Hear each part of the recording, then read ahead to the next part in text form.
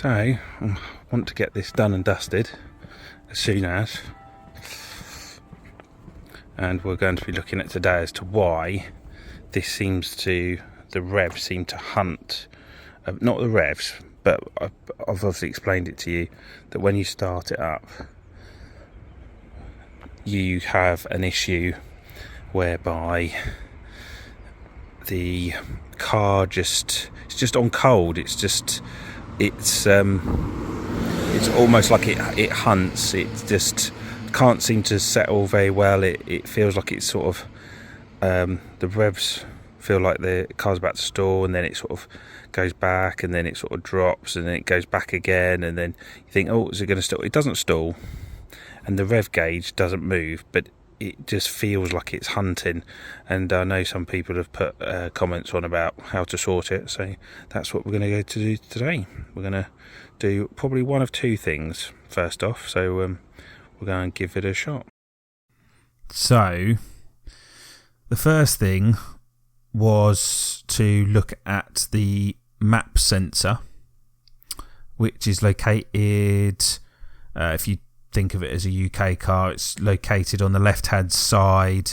Involves pulling out a plug and then undoing a torque screw, and then using some form of cleaner, in which case used carb cleaner to clean that, which sort of it potentially can make the engine run smoother, because it's all about the fuel to air mixture, and that can get clogged up or it can fail. In this case, decided that would give it a good clean first off, because that's a really simple and easy thing to do for that one.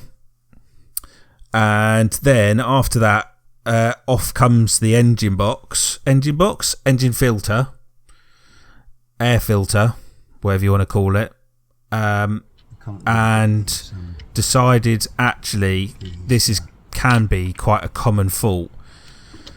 And to be fair, it's a 2011, so probably, if I'm being honest, a coil pack change is probably advised, I think, really, for a 2011 car. And this was purchased from someone who didn't want it anymore, and it was only about £30 or so, and decided to swap out the coil pack. Had a look at the spark plugs. They weren't too bad. They weren't the best, but they weren't too bad in the end. But yeah, the coil pack was, I think, something that really needed to be done anyway. So as you can see, that was swapped out and bolted back onto the top. Also noticed that the previous one had a crack in the casing. It shouldn't affect it, but yeah, just bear in mind that those do seem to crack strangely. And then yeah, back goes on the airbox, the good old pipe that breaks off because it's attached to the slam panel, and then yeah, screw it back on. And I actually think it has made an improvement. The car does seem to run a lot smoother now, so fingers crossed we're done on that. So I thought we'd be at the end of this project and a really quick turnaround, but alas, it's not going to be. Noticed that the coolant was running a bit low yesterday. Just thought we hadn't topped it up, so we topped it up, and then probably driven maybe about 4 miles, basically back home and then back here today to do some more work on it, and it's back exactly to where it was yesterday. So there is a leak somewhere. I've gone onto the car, and right where the oil filter is, you can see red liquid. Therefore it's probably most likely to be the water pump. We've got the water pump potentially leaking, so bear in mind, well, I've never changed water pump or timing belt, timing chain, no timing belt on a 500 at all. So I'm now in the process of trying to find someone who will do it. Interesting figures coming back. A Fiat Alpha specialist, independent specialist, once shy of just under £500 for the job. I think the best quote I've got at the moment is about 340, and I'm just seeing what a couple of local mobile mechanics will do. So yeah, so we can't do anything until, I'm not prepared to sell it until that's sorted, until it holds water, because it's bound to overheat at some point and I don't want the comeback on it. So yeah, so I think, if I'm being honest, this is going to be a video, and this will go and hide now on the driveway until it can be done, before I can then release it to be sold.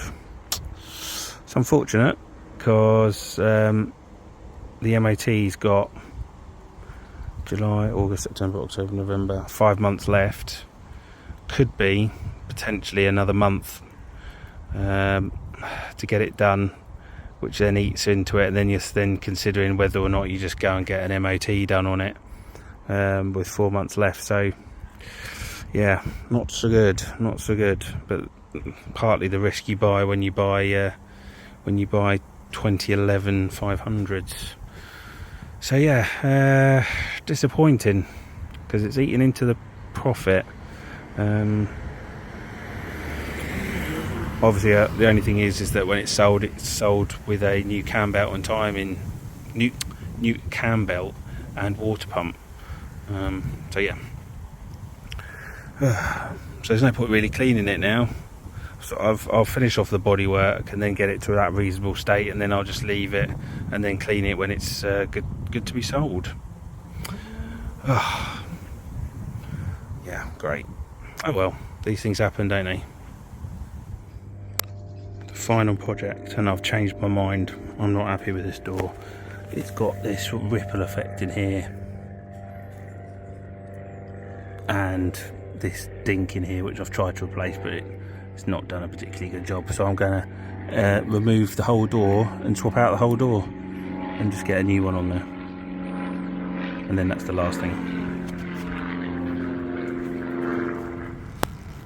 So the destruction of the inside taking place to get the bolts off, get the wiring loom out from the hole, and that is the door removed. I'm not going to really spend too much time on it, but yeah, the other door went on pretty much fine. Near enough, the last thing to do is clean this lovely black 500. It's going to be an absolute nightmare because it's black. I've cleaned it a number of times before where it had all the bird crap, but this is the final clearing, the final clear up before it goes on sale. So yeah, Iron X is on, and we're not going to really see any results because it's black, but we'll put it on anyway, and then we'll give it a good wash. No hoses or jet washers, by the way. We're doing this proper by hand. I'd highly recommend the Sonax polish wax colour.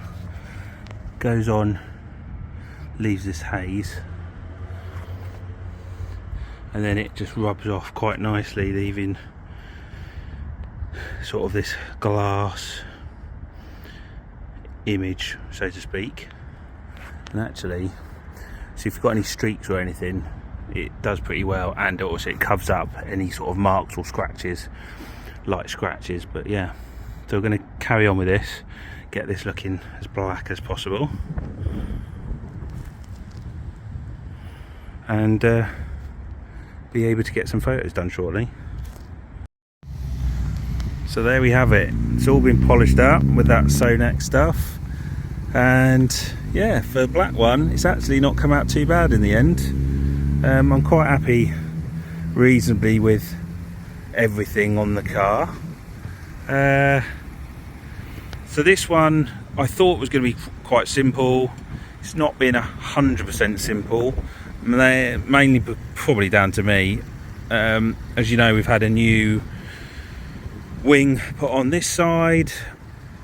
We've got some new tyres, and it's had a service. I did do the door, or tried to sort out the door, but ended up sort of slightly messing it up.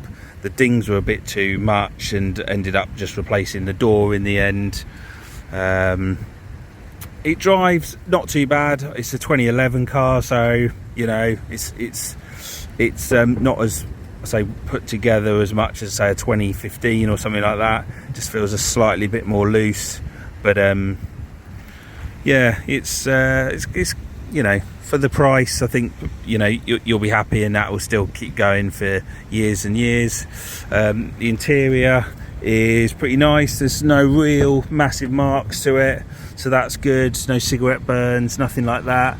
It's obviously nice black interior as well, and yeah, it comes with a full MOT of 12 months, but there's a few little advisories on there, which I think in my previous video I said it was the brakes. It's not the brakes. There's the problems on this one. They claim that they're pitted, the brake discs. I'm reasonably happy with them. Pitted doesn't mean anything really insignificant.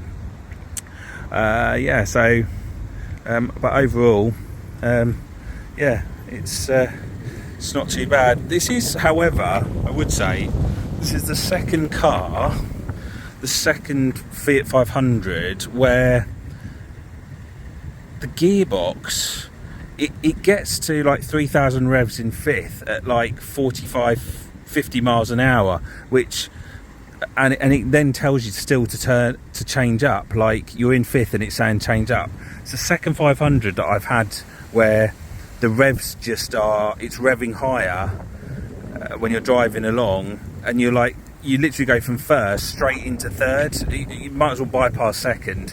So reconditioned gearbox, still can't work out what's gone on there, but you can't change into sixth, so I don't know, but I wonder if it's a 6-speed gearbox that's in that for some reason, and the selector just doesn't allow you to change into it. But either way, that's yeah, just a slightly weird one. But other than that, no, I'm happy with how it goes. Let me know what you'd spend on a 2011 Cat. Ooh, was this a Cat S? I think this might be a Cat S as well, you know. Maybe it's a Cat N. 68,000 mile. Oh yeah, and the cam belt's been done as well. So yeah, let me know what you think. But in the meantime, this is another 500 that's hopefully going out the door soon. And yeah, we'll it's just, as I say, it's just clearing down the number of 500s that I've got, because I shouldn't be carrying this many. Going to get back to just concentrating on one. But yeah, so give me the thumbs up, put your comments in the box below, appreciate them all, it all helps the channel, and I'll catch up with you all again very, very soon. Till next time, see you all later.